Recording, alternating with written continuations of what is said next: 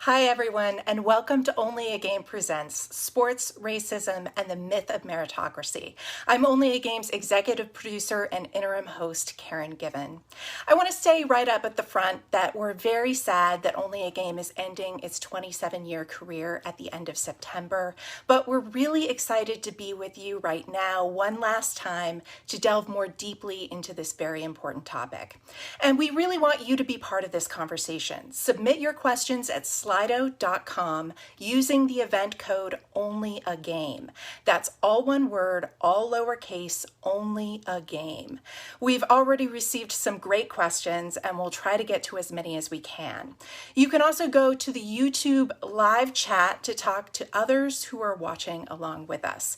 And a quick note that you can also subscribe to the WBUR City Space YouTube channel to get notified anytime WBUR releases a new video. And you can also click the bell icon next to the subscribe button if you want to be notified whenever we go live. So back in June, following the killing of George Floyd, conversations about systemic racism really ramped up.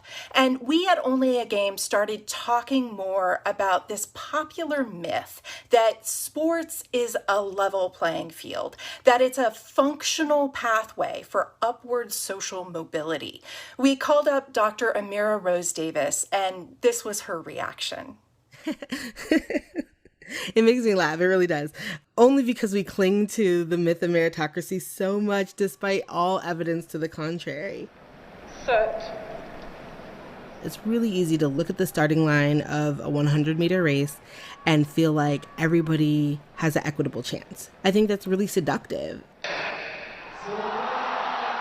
But we know that the person at the one position might have better spikes, might have better grips, might have had a lifetime of access to resources that have conditioned them to be where they are. And the person next to them might just be there on raw talent. Sport is of this world, and our world is deeply, deeply inequitable. And that's just the facts. I'm joined by Dr. Amira Rose Just the Facts Davis, Assistant Professor of History and African American Studies at Penn State. She's also the co-host of the feminist sports podcast Burn It All Down and a regular guest on Only a Game. Hi, Amira Rose. Hi. Also, Russell Dinkins. He's an educational and athletic consultant and a Princeton track alum. He also wrote the widely shared Medium post Brown University. If you were actually serious about racial justice, you would not be cutting the men's track team. Hi, Russell. Hey, how you doing? And Derek Z. Jackson, contributor to ESPN's The Undefeated, which explores the intersection of race, sports, and culture. He was also a longtime columnist for the Boston Globe and former Scoutmaster for Only a Game producer Martin Kessler, who's still working on his journalism merit badge. Hi, Derek. Hi, Karen. That's great you outed Martin. So, Derek, you, Martin, and I had a couple of very deep conversations before we even began gathering interviews for this special episode. And one of the first things you said to us was that athletics has become a bucket that allows white people to feel good about allowing Black people to participate. And I'm wondering if you can just explain that a little. Sure, from a historical perspective, the mythology, let's take Jackie Robinson in baseball. People talk about him breaking the color barrier, but it wasn't, that was 1947. And Rosa Parks, it was 8 years later that the Montgomery bus boycott was happening. We didn't get the Voting Rights Act, the Civil Rights Act, till the 1960s. And so that's one historical example. Another one would be Tiger Woods, when he won the Masters. And all the headlines in the media was that Tiger Woods broke barriers, Tiger Woods shatters barriers. And I'm like, why does America have those barriers in the first place? So, studies show that white families are more likely to view participation in sports as its own reward, something to help their kids get exercise and learn teamwork and leadership skills. And actually, before I ask this question, I'm just going to ask the panelists, if you're not talking, please mute yourself. We're getting a lot of echo. So, back to the question. White families tend to see sports as its own reward, while black families are more likely to see sports as a means to an end. Derek pointed out when we spoke to him about this that this disparity is likely because black families know their children won't have the same opportunities as white children. Russell, what were you taught from a young age about the importance of sports, and what did you make of that? Yeah, so from a young age, I was presented the idea that sport could be a pathway to an elite education, or just an education more broadly. And my experience with that is because my youth track team really did send a lot of kids to college. Like it was really proficient at doing that. I think track and field is a little bit different than some other sports in that the barrier to entry is just so much lower than a lot of other sports. I mean, it's really cheap to participate in track. We used to fundraise for our competitions by literally having bucket drives, where we would have buckets next to popular intersections, and we would just have our signs with our coaches, and we would gather money, and we would be able to do that for a few weekends and pay for a 15-passenger van to go down to North Carolina and run. I mean, so you wouldn't be able to do that in other sports, where other sports have really prohibitive costs in terms of the entry fees, in terms of the league fees, equipment, and all the different barriers to entry that those present. But yeah, so my experience was unique in that regard.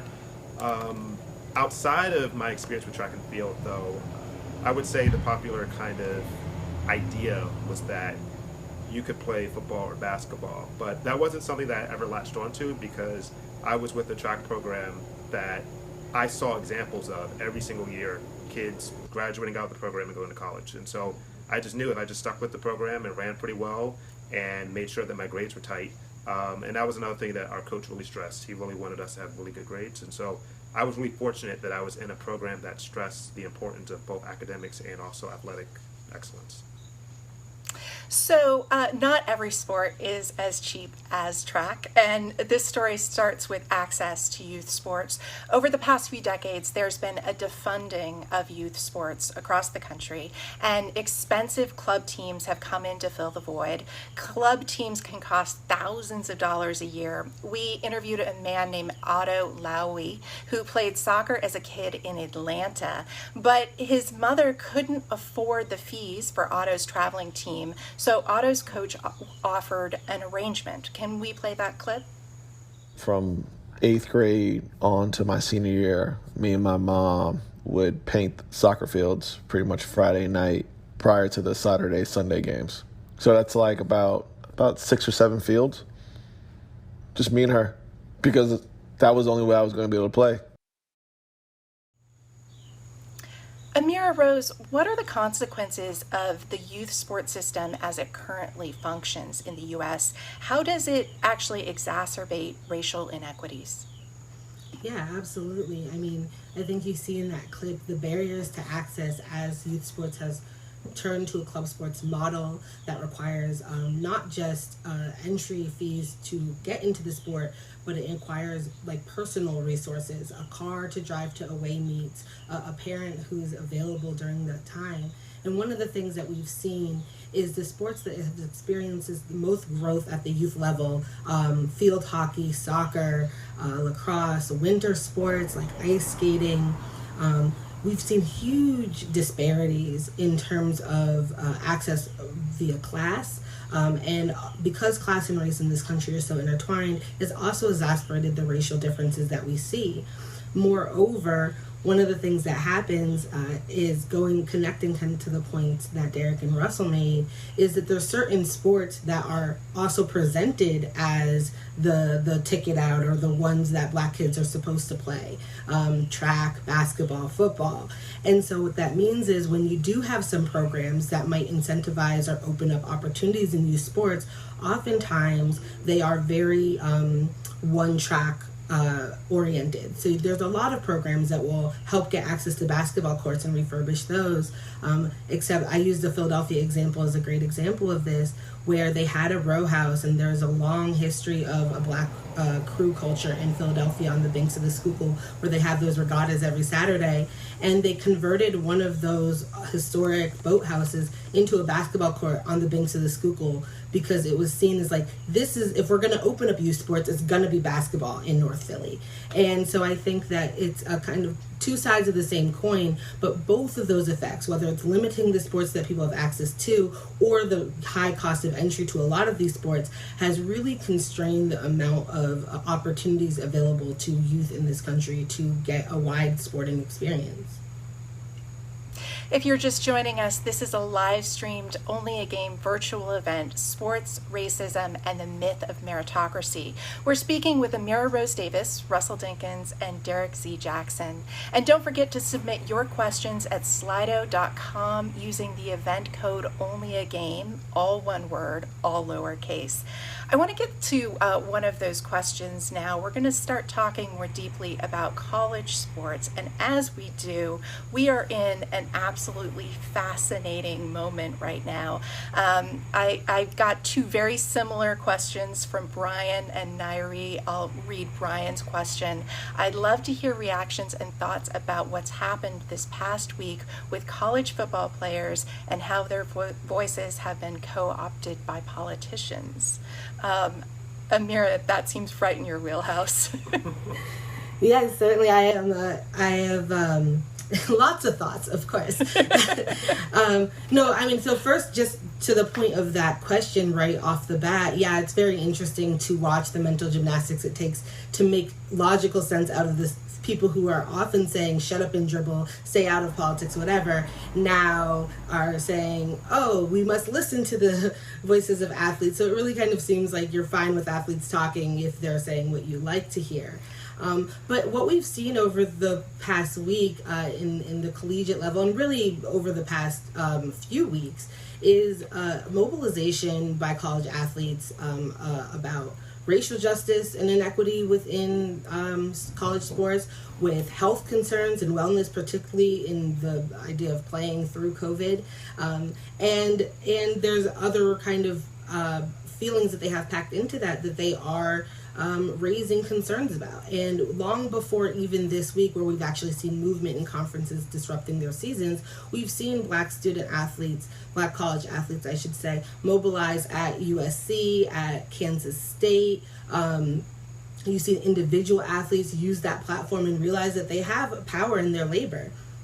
I have a piece out this week in the Washington Post that explains some of the history of this. It looks at similar movements in the 60s and 70s, and it also points to a key difference, is that when black college football players, basketball players, black cheerleaders, and black women track stars in the 60s and 70s were trying to marshal their labor within college spaces to demand change using similar tactics, demands, boycotts, threats of boycotts, etc., it didn't really go anywhere, right? So one of the cases I talk about is in Syracuse. The Syracuse 8 demand that there was black coaches hired along with a number of other things, and they dismissed all the players from the team and hired a black coach. So that following season, there was no black players and one black coach.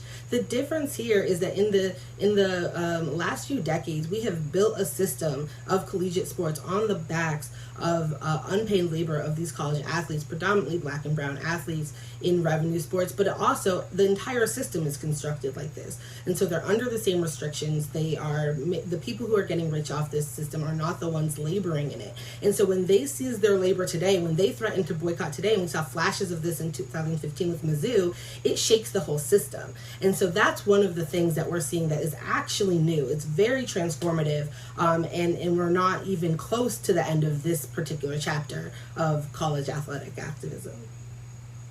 So, Derek, I know that you've been thinking a lot about how the pandemic affects all of these issues, and we have a question from Nairi. As conferences are deciding to continue for fall sports this semester, what are your thoughts on the athletes are safer at school stances? Does that sound like coded language to you?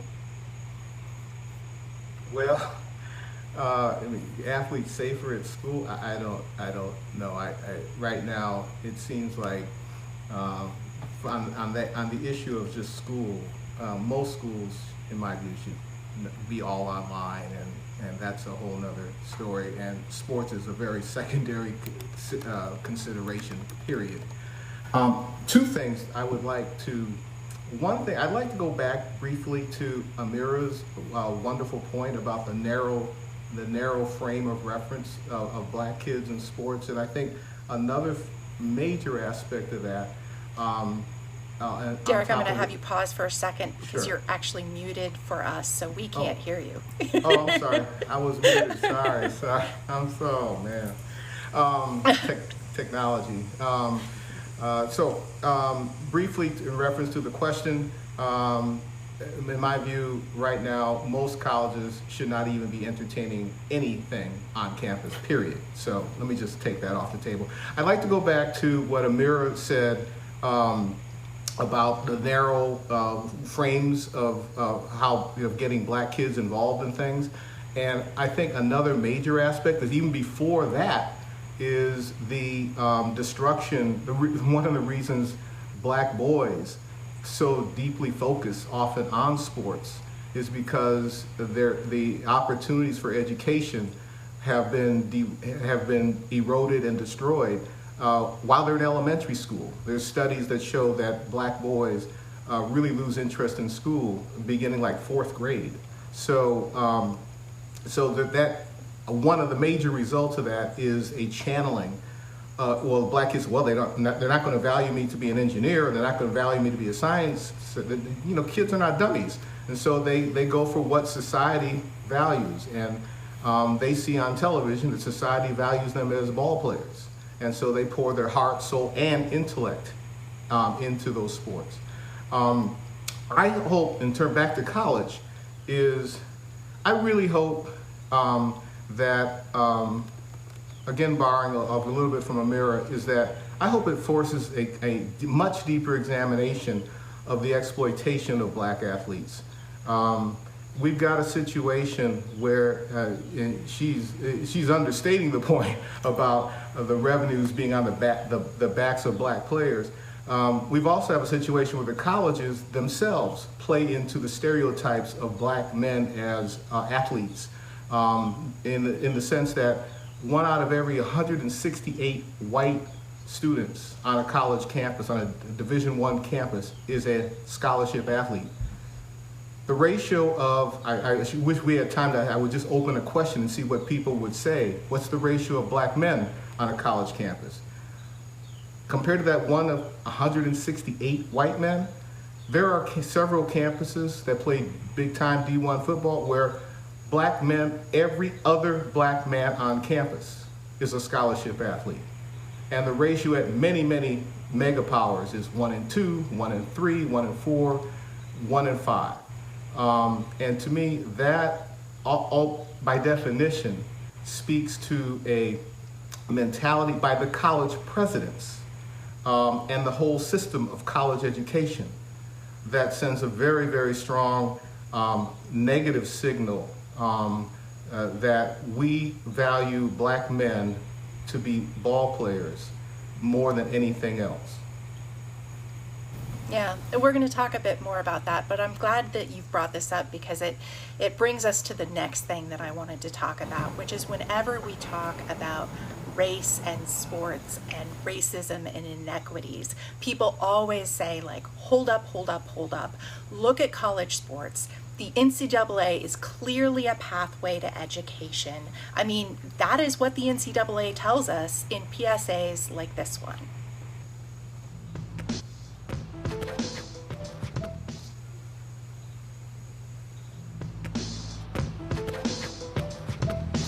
It's not about where you were born.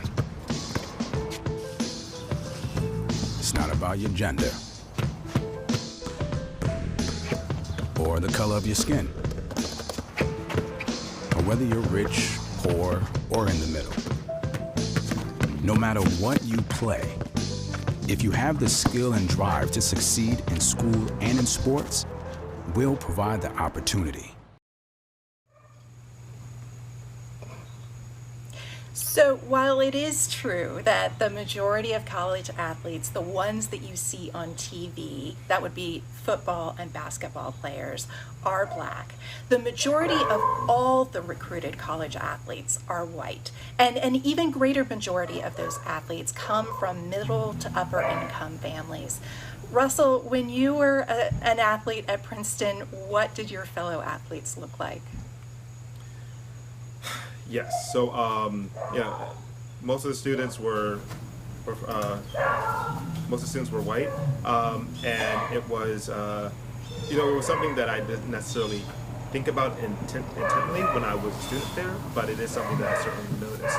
And when you think about college athletics, a lot of times people think about the most visible salient sports, as we talked about, football and basketball, not knowing that 65 to 67% of students who play in NCAA, student athletes, are white. And that, we see not only this kind of happening in the collegiate space, but then also when we look in high school, it's been really interesting over the past several years. More students who are from middle class backgrounds or from more affluent backgrounds are participating in sports at a higher rate than students in urban settings. And so even the pipelining issue is contributing to some of the kind of inequity that we're seeing in the college landscape. And part of that may have to do with the way in which education is structured in certain places. There's some data out there that suggests that a lot of charter schools are not offering the same sporting opportunities as public schools. And so those are just some things that are interesting and that we have to have larger conversations about as we are thinking about how sports are going to continue to exist on college campuses, what type of opportunities, what type of access is afforded to students even before they get to college when they're at the secondary education level. So there is also this stereotype that suggests that Blacks only exist on college campuses because they are good at sports. Amira Rose, you interact with a lot of students at Penn State. What do you see as the consequence of that stereotype? Yeah, there's multiple consequences to that stereotype. I think we're having the echo. Yeah. There you go. So one of the things that happens every semester, I teach a lot of race and sports class, gender and sexuality in sports, et cetera, is that my Black students who are not athletes always tell stories about how they are constantly asked what sport they play, and watch their classmates' face fall when they say that they don't play any sports at all. And it sends a message to them that they are only presumed to be on this campus for their athletic ability, and you heard those numbers Eric just gave us. But it also sends a message to the athletes who understand that they are conditionally accepted on campus because they are athletes.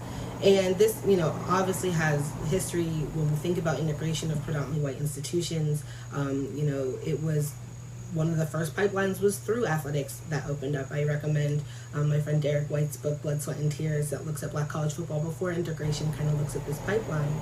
But one of the other things that gets wrapped up in this is that the image of the school, many schools tell their myths, tell their foundational myths about their school through sports stories, through this kind of image of, here at Penn State, we have the Wally Triplet story, we are Penn State.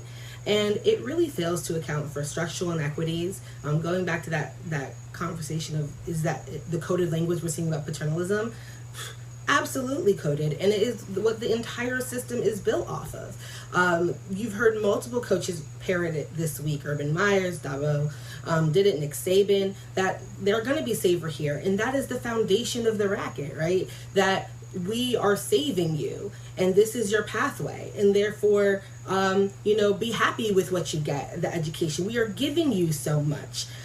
Actually, one of the quotes that set off the first iteration of this college athletic protest that I was speaking about before in the 60s and 70s was a coach from UTEP, University of Texas El Paso at the time, who said, we have a lot of racial slur, and he was like, they're just hungrier, and they've done a lot for us, but we've done a lot for them too. And it's that sort of paternalism that has created the foundation for the entire system of college athletics as we know it. Victoria Jackson at Arizona State University has a great piece where she basically argues that one of the things that this labor does, besides, balloon the pocket of executives and NCAA execs and presidents and athletic directors, is it also subsidizes all of these other sports.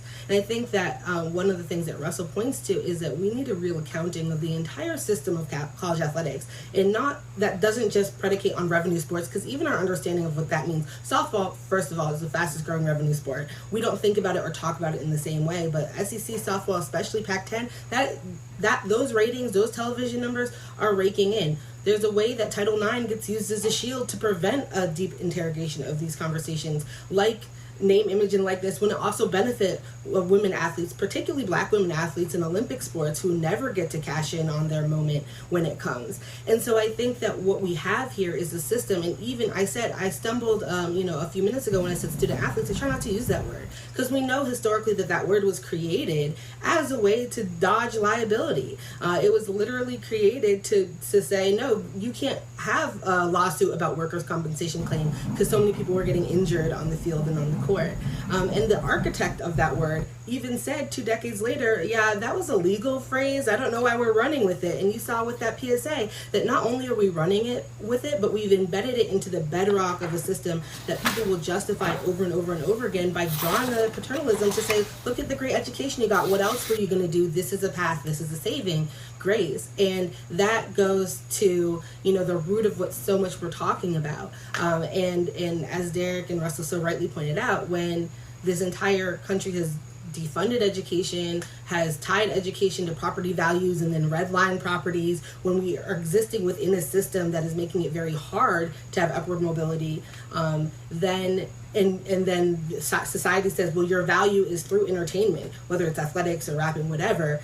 It creates very, very small windows in which people have to maneuver, and that enables the system to continue like it has been. And yet it's a house of cards, and we're seeing that because all it takes is somebody to say, hey, I'm not going to play. And we're watching it kind of crumble. Yeah. Russell, when you were at Princeton, were you and your fellow student athletes aware of the history of that term? We were not aware of the history of that term.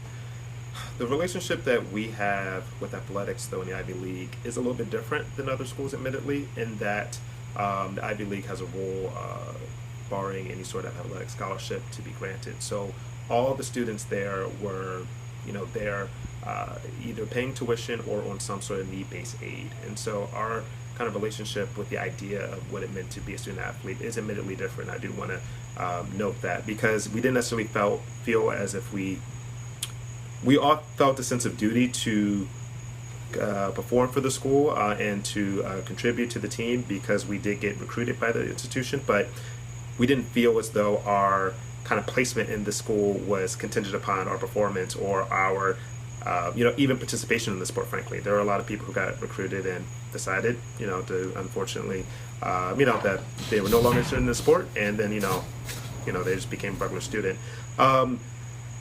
So I think that was one of the benefits of going to an Ivy League institution for a lot of us. I know, just kind of personally, that was a decision that my mom and myself we talked about a lot, and I did get some scholarship offers, and frankly, we thought about it. Okay, I'm getting a full ride from Princeton.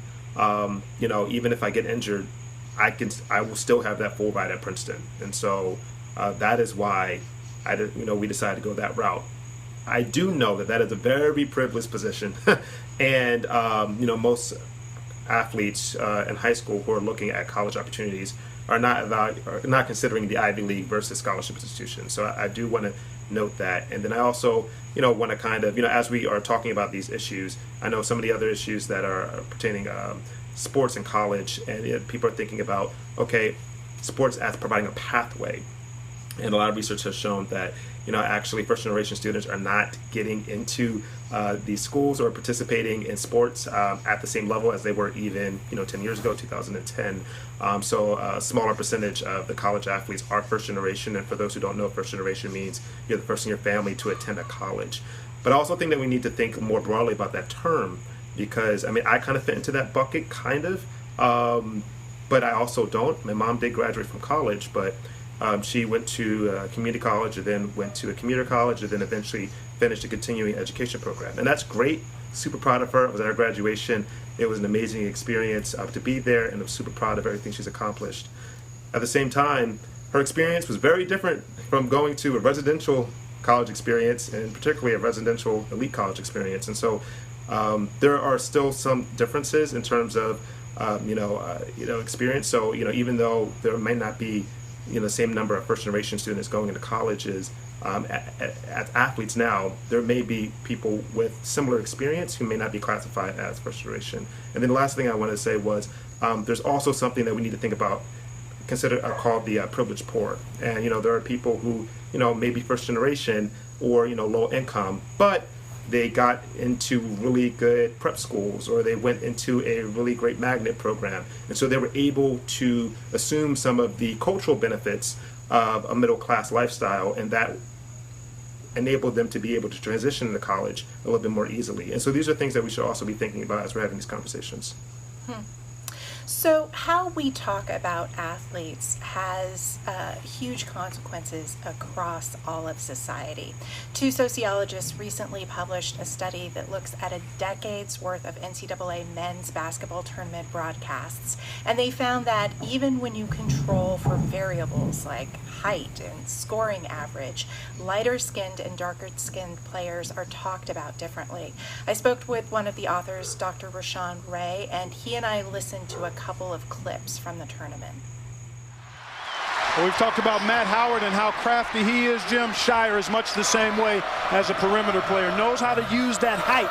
So, crafty, you found that this is often a word used to describe white players, right? Yes, most definitely.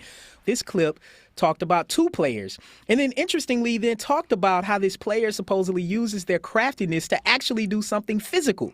This is the way it comes out for lighter skinned players. If it was a darker skinned player, they wouldn't have mentioned craftiness. Instead, they would have talked about their ability to jump up and get the rebound in some kind of physical way. And so here it is, the same action, something simple like jumping for a rebound, and all of a sudden it completely transposes the way that players are talked about. Okay, so this is from a little later in that same broadcast. Here's how announcers described a black player. Here comes streaky, sneaky Willie Beasley. A terrific offensive rebounder for his size.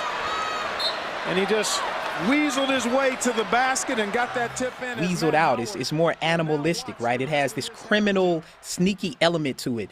And these are the ways that we hear darker skinned players talked about in ways that we don't hear lighter skinned players talked about.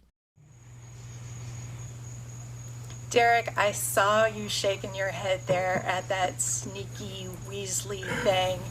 So I'm just going to open the floor to you. Thank you. Yeah, I did a lot of columns on sports, sportscaster stereotype.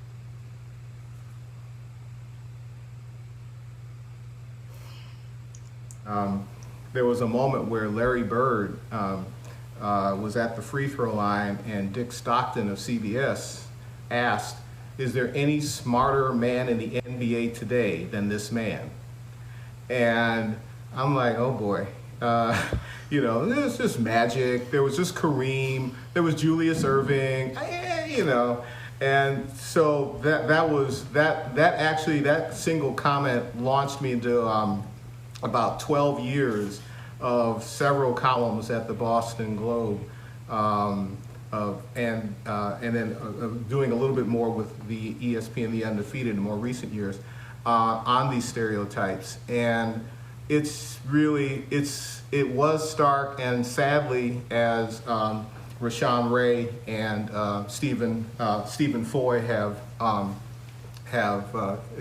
so detailed, it remains true today. And the bottom line is that black athletes exploit, whatever they do on the court and on the field is described from the toes up, and everything a white athlete does is described from the brain down.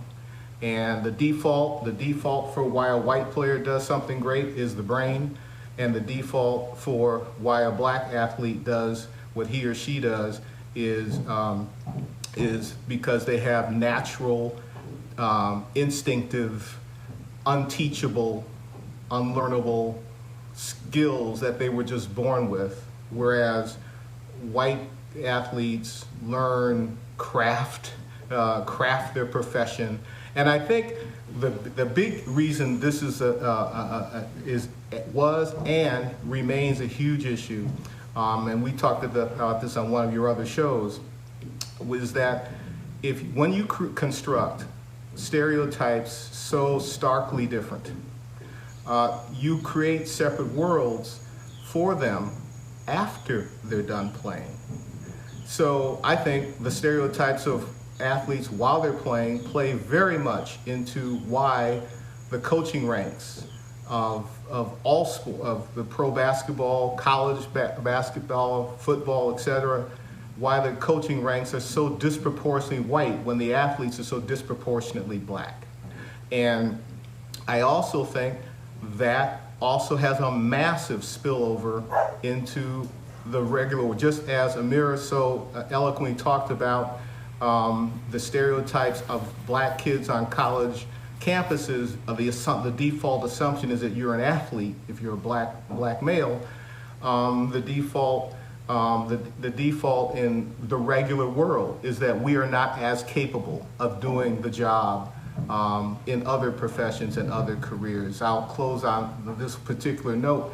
I wrote a piece years ago about boarding a flight in Florida, and two people ahead of me was a tall black man, and in between us was a white man. And the white man tapped the black guy on the back as we're boarding. He says, "Did you play basketball?" And I just couldn't help myself. After whatever the black guy said, I didn't know what he said to him, but I asked the white guy, I said, "Why did you assume he was a basketball player?"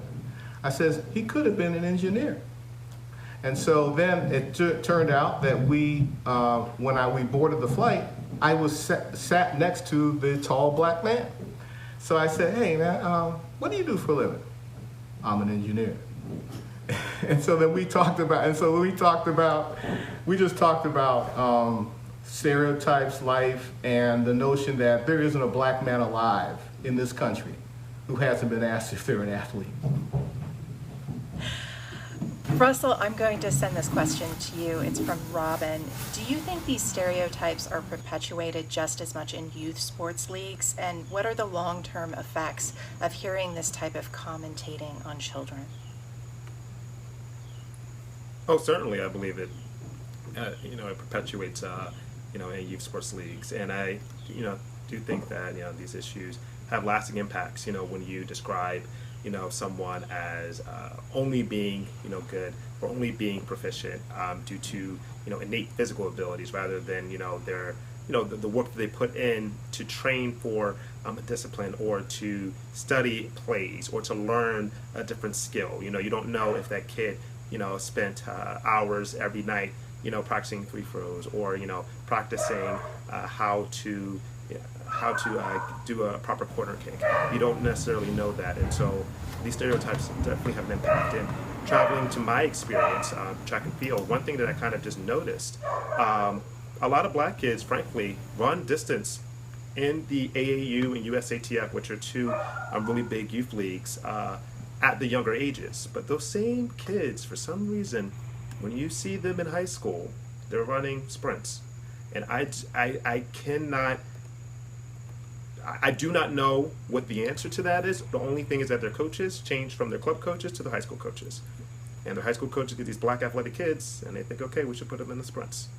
And so, and this is like without fail. Like if you look at any of the results from the AAU or USATF Nationals, and you look back a few years, and then you look back at the current years, you'll see a lot of those same athletes who are winning or breaking national records in the 1500, which is almost a mile, or the 3,000 meter race, which is almost 2 miles, you'll see them in high school running the 400, which is a quarter of a mile, which is considered a sprint. And so even those perceptions, within the context of track and field, which is a sport that I intimately know, plays into how athletes are conceived in terms of what their abilities are. Even though these kids, were very good at these longer distance events, somehow they end up in shorter distance events because black kids are supposed to sprint and white kids are supposed to do distance. And that's what is just kind of commonly held.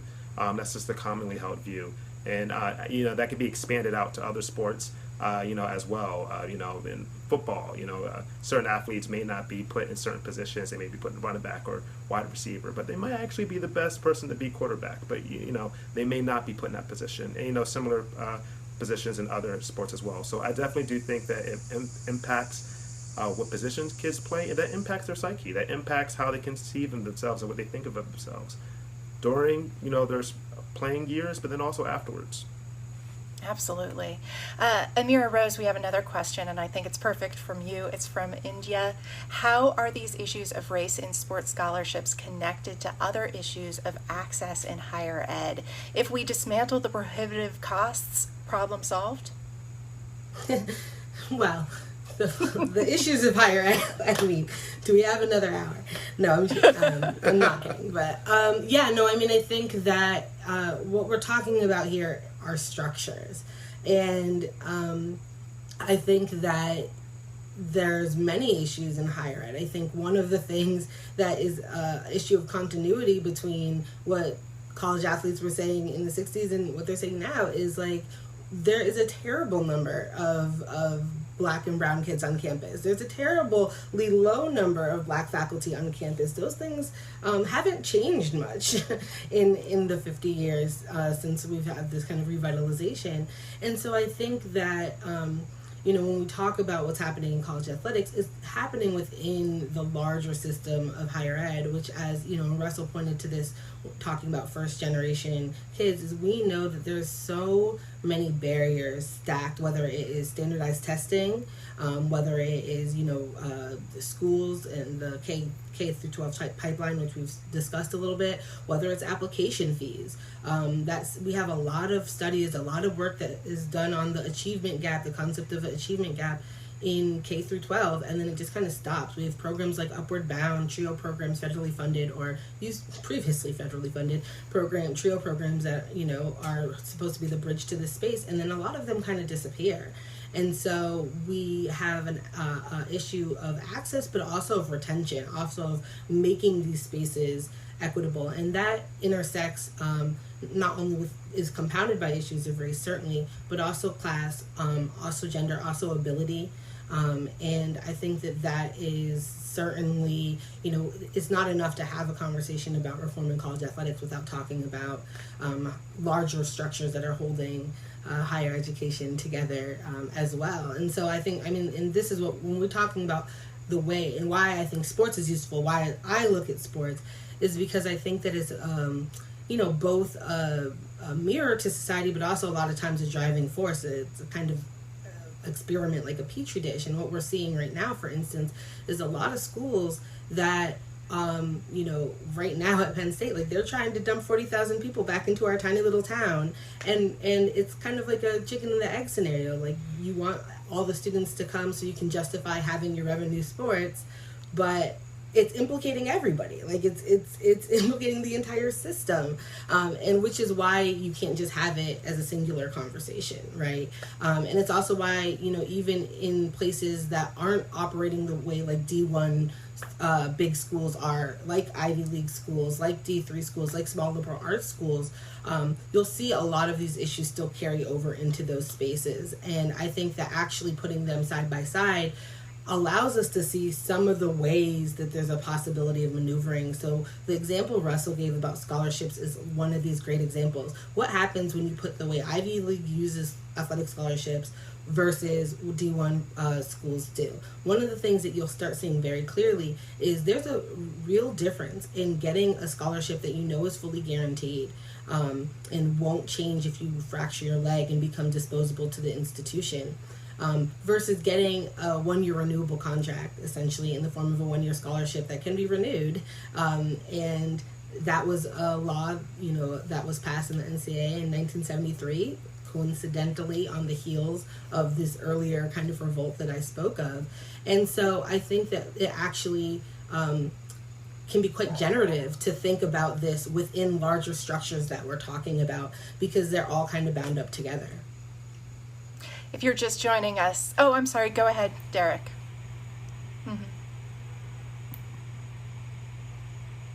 We ought to remember, even though it's not going to change tomorrow, is the United States is the only nation in the world that so grossly ties its academic mission to professionalized sports at D1 basketball and D1 football.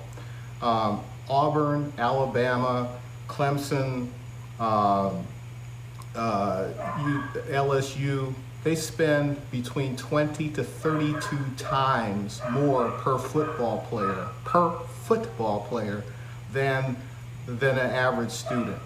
The average student, when I did this for the Undefeated a couple of years ago, average student, they spend $15,000. And the numbers went up at that time, went up to like over $500,000 at Auburn per football player. So Amira's point is very well taken, that I hope with March Madness having been canceled and with football on its way to being canceled, that we take a look at the whole structures of this sport, where the salaries of coaches soared even during the recession of 2008, 2009. So, one other point I'd like to make before time runs out, that goes again to something Amira said, very important. When she talked about paternalism in college sports, I think the number one ongoing aspect of paternalism in college sports is the graduation rates, and in which the disparities of, for all that money I just talked about, most schools have disparities between the black athletes and the white athletes that, given the resources poured into these schools, into these programs, is unconscionable. If you're just joining us, this is a live streamed Only a Game virtual event on sports, racism, and the myth of meritocracy. We're speaking with Amira Rose Davis, Russell Dinkins, and Derek Z. Jackson. And I'm going to get one more Slido question in quickly before we try to talk about some things that might make this whole thing just a little bit better, maybe if we're lucky. Russell, I'm going to send this one to you. This is from Joseph.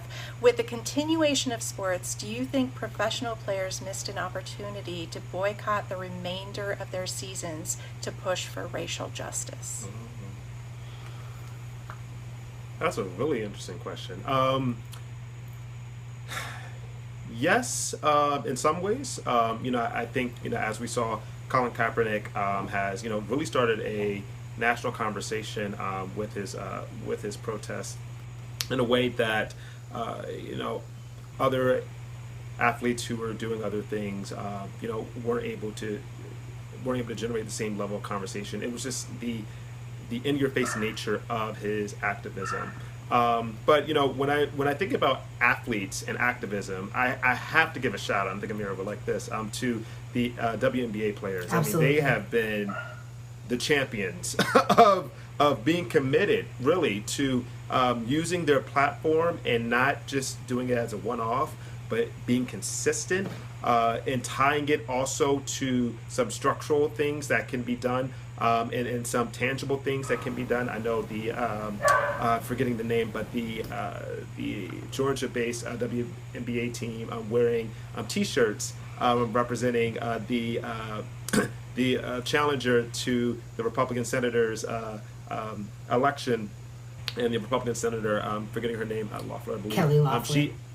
She owns 49% or something of the team, and so this is just a wonderful kind of finger gesture in her face, and I think we kind of need to lead by their examples. I mean, I kind of just would say to my friends all the time, the football players, the NFL players, if they would have backed Kaepernick, they would just sat on the field and just like spun the ball around. Things would have happened. And so, to answer the question, I do think we did miss a little bit of opportunity. But some of these athletes have such large platforms that they can create opportunities when they want. I mean, there was a powerful video that was made by the NFL where they had all of the different players, including the Super Bowl champion quarterback from the Chiefs, talking about how they needed the NFL to basically commit themselves to saying Black Lives Matter. And that was actually orchestrated in part by one of the NFL employees, which was a nice, kind of show of solidarity and act of defiance, and also activism and protests.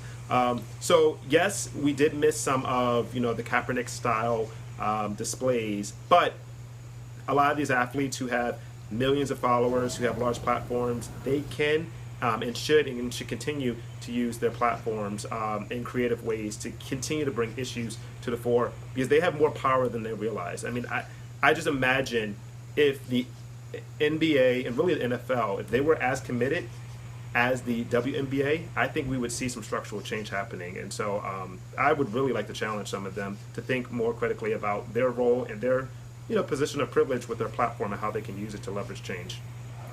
All right. So we don't have a ton of time left, but I do want to try to talk about what a better system would look like. And it's pretty clear, not just from this conversation today, but from other conversations that we've had, that these problems are too large and too systemic for any quick fix. But what I'd like to ask each of you to do is to think of just one thing, one tangible thing that would have some sort of effect on something. Amira Rose, where would you start? First of all, I'm going to break all your rules that you just said. I just really had to say off Russell's last point. I think it's important to know that debate is a very long debate. Do you have a better platform by boycotting and seizing your labor, or by being on the medal stand and protesting? It was the debate they had when they were trying to boycott the '68 Olympics, and you even saw it now when Kyrie Irving and some people said, should we play? Is it going to be a distraction? You had numerous WNBA players, Renee Montgomery, Natasha Cloud, who aren't playing. You had Maya Morse, who took off all of last year and dedicated herself and her attention and her resources to helping Jonathan Irons get out of prison and dealing with criminal justice reform. And so there's a range of tactics that have always been employed. But I think that it's a really important question, because a lot of it comes about when are you given a platform? How does that become disposable? Where can you best work from? And I think that those questions aren't going to have answers, but that's why we see a range of it. But I think that, I definitely wanted to, not let the moment pass to say that there's many athletes who chose to sit out of their seasons. And one of the reasons is because sports, and why I think this conversation is so important, and now I'll transition into my answer, is because there's sport washing, right? The idea, when I said that first clip that you played about it's seductive, it's really easy to get lost in the game. It's easy to get lost in the sport and in all the spectacle around it. And so I think that's why it's really important to have these debates about, do we return? Because business as usual, sports as usual, doesn't really leave a lot of space for you to have these conversations. I talked to a young woman who's dynamite at USC, Anna Cockrell, a track athlete who's mobilizing Black athletes there, and she said, because of COVID, we can do this, because we've had time to stop and think for the first time in years. And the other ability of what happens when sports kind of go back to normal, and all of a sudden the space and the time that we had on news programs to talk about protests and talk about inequities and talk about these platforms are taken up with highlights and what happened in the game and things like that. I mean, I think it's a really worthy conversation. And so that transitions into the other way I'm kind of sidestepping this question, because I think it is bigger. And I think one of the things that happens is with tangible solutions, they're band-aids to an open wound. And all of these things that we're talking about exist within sports, because like I said off the top, sports exist within society. And so asking how we can solve racism in sports is tantamount to asking how we can solve racism, point blank, period. So I think for what I would offer is we might not be able to suture that wound individually, but a million Band-Aids is better than nothing. And so what I would recommend is take as a stock of where you are and what you can do. There's already so much work being done that is giving tangible solutions, whether it's youth sports programs that are opening up access and avenues for participation, whether it's people working with college athletes who are helping them mobilize, whether it's Texas A&M just started the blueprint for Black athletes there, whether it's professional, leagues like the WNBA and giving to the WNBA PA, and they have face masks you can buy. All of those proceeds help them as a players union better position themselves to do some of the tremendous work that Russell just noted that they were doing. And so I think one of the easiest band-aids that you yourself can apply is find who's doing the work and support it. If you find an avenue where work isn't being done, create it. And I think that can take many forms. I have a podcast that said there's a hole in sports journalism, there's a hole in sports media that's not talking with intersectional feminist views, not talking about these systems of powers in the way that we want to have deep conversations. So we created a podcast in order to fill that space. And I think that those are the types of things to support. Those are the types, marginalized sports journalists. There's women of color who've been covering the WNBA before the ratings shot up right now, and everybody's in COVID trying to cover it, and they can't even pronounce WNBA players' names. There's a whole group of people who have been on this beat. Support them. And I think that we too often try to answer that question by inventing the wheel, when sometimes it's about finding what work is already being done and directing resources that we can do to it. And so I think that for me is one of the biggest, it's a small step, but it's the biggest way that we can help some of the tangible initiatives already occurring. Awesome. Great. So Russell, of the million Band-Aids, what's going to be your first? Well, for me, kind of how I, got brought into this conversation was really regarding a university's decision to cut track and field, which is a sport that's really dear to my heart. And so one fix or one thing that I would want to change is that all these institutions that offer varsity level sports, that they do not cut any of the sports that are the most diverse on their campus or are the most equitable in terms of the socioeconomic pathways that exist. So there's only really a few sports that do that: basketball, football, track, lesser or more degree.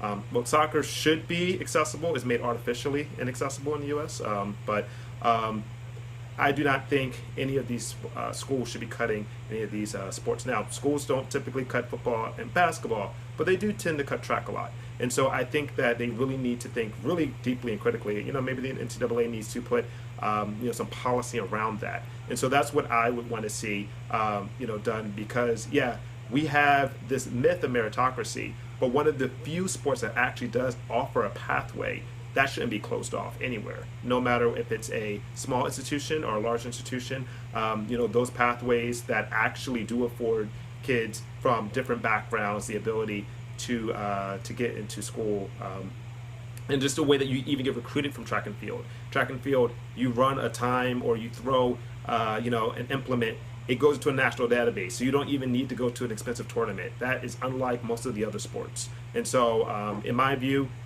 those type of sporting opportunities in colleges, if we are really committed to college as a pathway, as that PSA seems to suggest, then no higher education institution that offers athletics should be cutting the sports that offer those pathways. And what that looks like, should be put into some sort of formal policy.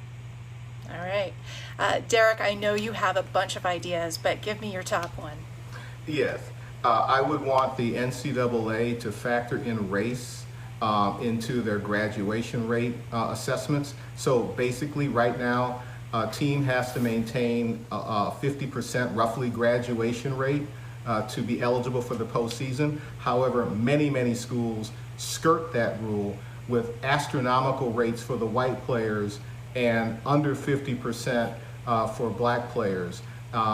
And so what I want to see is two things. I would want schools to be banned from postseason play if they have chronic black graduation rates under 50%, and B, chronic disparities of, say, 25 percentage points or more between the white players and the black players. Wow. And we should say there would be a lot of schools that would be excluded right now if that was. Well, just very briefly, now time's running out. The 4 teams that played for the football championship when we still had sports, the disparity between on Clemson, the disparity for them was 33 percentage points. The disparity at Ohio State was 27 percentage points. So that's not acceptable. All right. Well, we're going to have to leave this conversation there. But before we go, I want to take just a moment to acknowledge once again that Only a Game is coming to an end at the end of September. And in many ways, we are incredibly grateful that we've been able to do the kind of work that we do for so very long. I first came on the show as the technical director all the way back in 1996. And I'm pretty sure Jonathan Chang, our youngest producer, wasn't even born yet. And all along, it felt like someone was going to notice that we were doing sports on public radio and they were going to pull the plug. And so the fact that we survived and thrived for 27 years is truly a cause for celebration. It's a testament to Bill Littlefield, whose vision and point of view and ability to rhyme guided us for 25 years. It's a testament to Gary Wallach, who's been with the show since day one. It's a testament to the 22 full and part-time employees who have joined us on this adventure over the past 27 years. And the fact that it's only been 22 of us in total in nearly 3 decades should give you a sense of how much we have all loved doing our jobs. Once someone gives you a job at Only a Game, you never leave. It's really a testament to you, our very loyal and very wonderful fans who have brought us along on early morning drives to the hockey rink and on your Sunday long runs. You inspire us, and thank you. And thanks also to today's guests, Dr. Amira Rose Davis, Russell Dinkins, and Derek Z. Jackson. And thanks to you, the audience, for joining us on this live stream. Stay up to date with all of WBUR's live events at wbur.org/cityspace and sign up for the CitySpace newsletter. Thanks, and goodbye for now.